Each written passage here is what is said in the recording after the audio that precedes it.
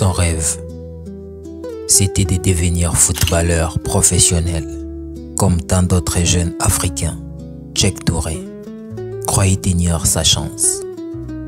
Un voyage, une promesse, un club au Maroc. Mais ses rêves s'est transformé en cauchemar. Cette nouvelle ce soir, le jeune footballeur sénégalais Cheikh Touré a perdu la vie au Ghana. Il rêvait de réussir dans le football, mais il a été victime d'un enlèvement tragique. Aujourd'hui à Dakar, une mère pleure son fils. Un jeune homme plein d'espoir, tombé dans les pièges cruels de la traite humaine et du mensonge. Ce drame a bouleversé le Sénégal et le monde entier et relance une question douloureuse. Jusqu'où iront ces réseaux qui exploitent les rêves des jeunes footballeurs africains? Voici l'histoire tragique de Cheikh Touré, un jeune talent qui croyait partir pour le Maroc, mais qui n'est jamais revenu. Tout a commencé avec un simple message, un contact sur les réseaux sociaux, comme chez tous les jeunes, au Congo, en Côte d'Ivoire, au Sénégal, partout. Un homme bien habillé sur ses photos, se présentant comme recruteur pour un club marocain. Il promettait Cheikh un essai, un contrat, une nouvelle vie. Cheikh avait 19 ans. Il venait d'un quartier populaire de Dakar, connu pour ses terrains sablonnés, où les jeunes rêvent de devenir les prochains Sadio Mané. Sa mère Fatou croyait en lui. Selon des témoignages, la mère de Touré est une vendeuse. Quand il a reçu l'appel du recruteur, tout le quartier a cru que la chance de Cheikh était enfin arrivée. Le Maroc, c'était les rêves accessibles, la porte vers l'Europe. Sa mère, malgré les doutes, a rassemblé ses économies pour payer les billets d'avion pour son enfant. Mais ce vol n'a jamais atterri au Maroc. Les hommes qui l'accompagnaient ont changé de route. Cheikh n'était pas mort. Il était au Ghana. Là-bas, dans un quartier inconnu, il a compris qu'il avait été piégé. Les passeports, selon les informations confisquées, les menaces, les appels incessants à sa mère. Envoie de l'argent, sinon ton fils mourra. Les ravisseurs jouaient avec la peur d'une mère pendant que les jeunes Cheikh priaient pour revoir le soleil du Sénégal. Et pourtant, elle y croyait encore. La maman de Cheikh Touré pensait qu'en envoyant un peu d'argent, elle sauverait son enfant.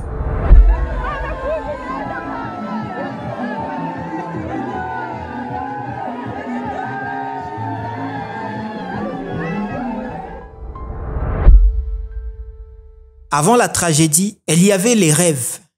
Les rêves d'un jeune garçon, ballon au pied, sous les soleils brûlants de Dakar.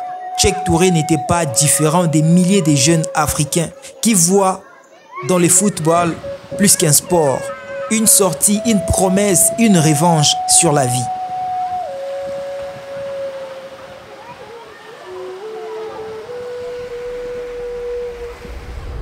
Il voulait jouer pour sa mère, pour sa famille, pour ses quartiers qu'il a vus grandir. À chaque fois qu'il s'entraînait, c'était un pas vers les rêves européens.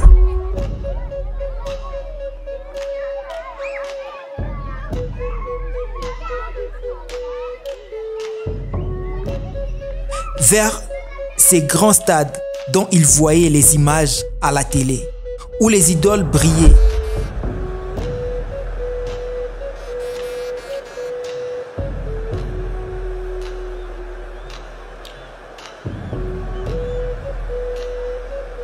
Et quand l'occasion est arrivée, il n'a pas hésité.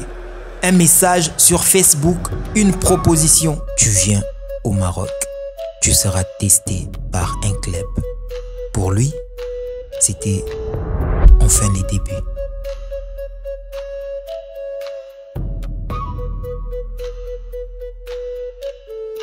Partir, c'est les rêves de beaucoup. Chaque année, des centaines de jeunes footballeurs africains quittent leur pays, souvent sans encadrement, sans contrat, sans certitude. Ils vendent tout, croient aux promesses, embarquent dans l'inconnu.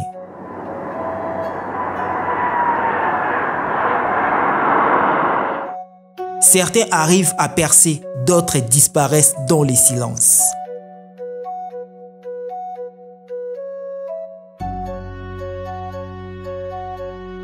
Cheikh Touré, lui, croyait partir pour écrire sa propre histoire. Il voulait juste une chance, une pelouse, un ballon et quelqu'un pour croire en lui. Ces jours-là, il portait son plus beau survêtement, offert par sa mère. Il avait promis d'appeler dès son arrivée. Mais cet appel, sa mère ne l'a jamais reçu.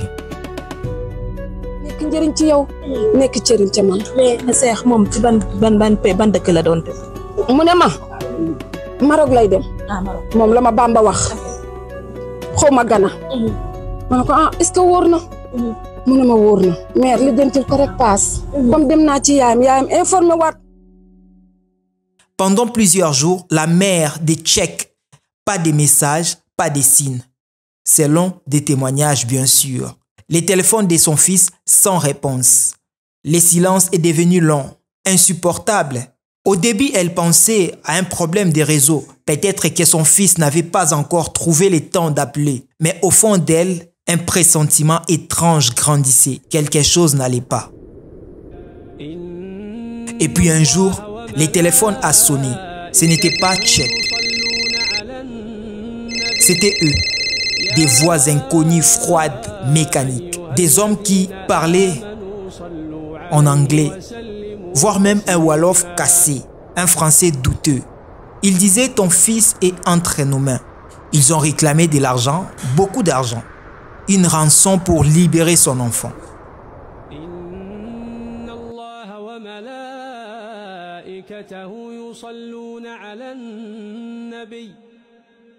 La maman de Cheikh a supplié, imploré, promis tout ce qu'elle n'avait pas.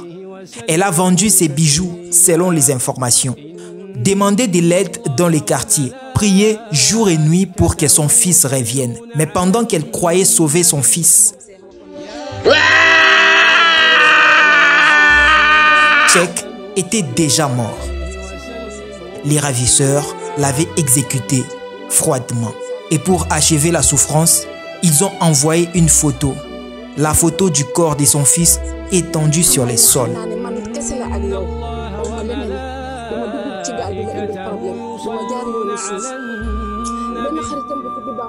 Ces cris-là, personne ne pourra l'oublier. C'est lui d'une mère sénégalaise qui découvre que son rêve s'est transformé en cauchemar. Que le foot qu'elle voyait comme un espoir a fini par lui arracher la chair de sa chair.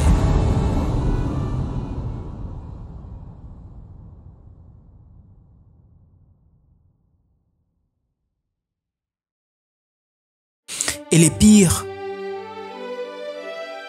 c'est que ce n'est pas un cas isolé.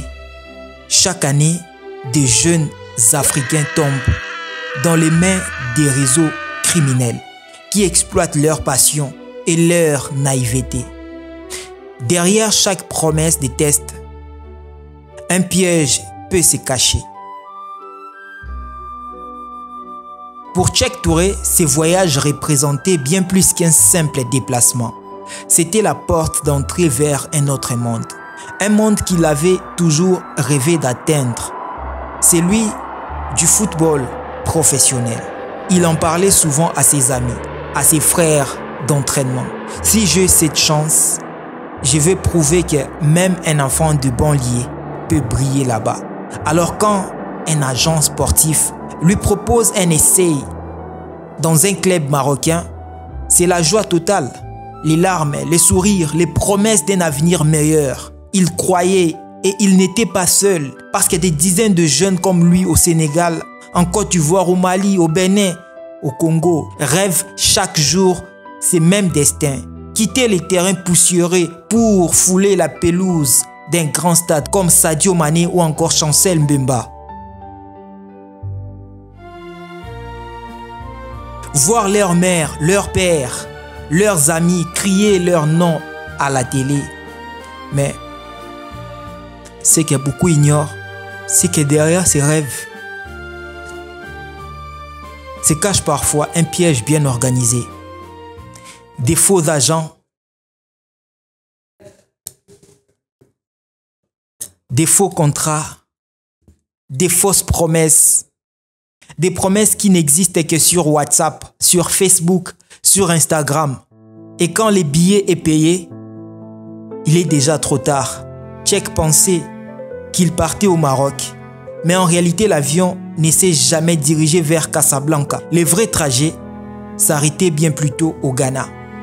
Tchèque, on attendait quand même son retour, qu'on puisse les revoir encore, mais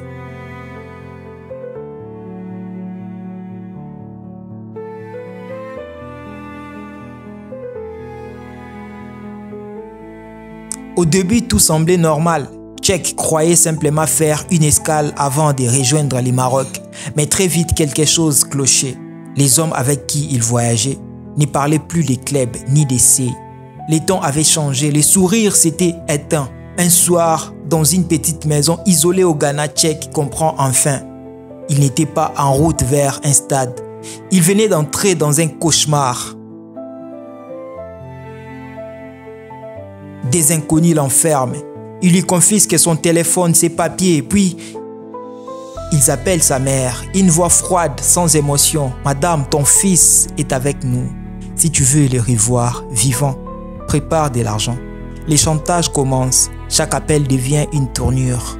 Les ravisseurs envoient des photos, des messages. Ils supplient, menacent, puis ricanent. De l'autre côté, une mère sénégalaise, impuissante, tente l'impossible. Elle vend ce qu'elle peut, elle emprunte, elle supplie ses proches, elle pense. Parce qu'une mère, ça ne dort pas quand son fils souffre. Il a sorti tout ce qu'elle avait. Elle a envoyé près de 700 000 francs. Même sans force, sa mère pouvait tout faire pour son fils. Mais les heures passent, les jours aussi, et au bout du silence, les pires arrivent. Les messages, une photo, un corps sans vie, celui de Tchèque Touré.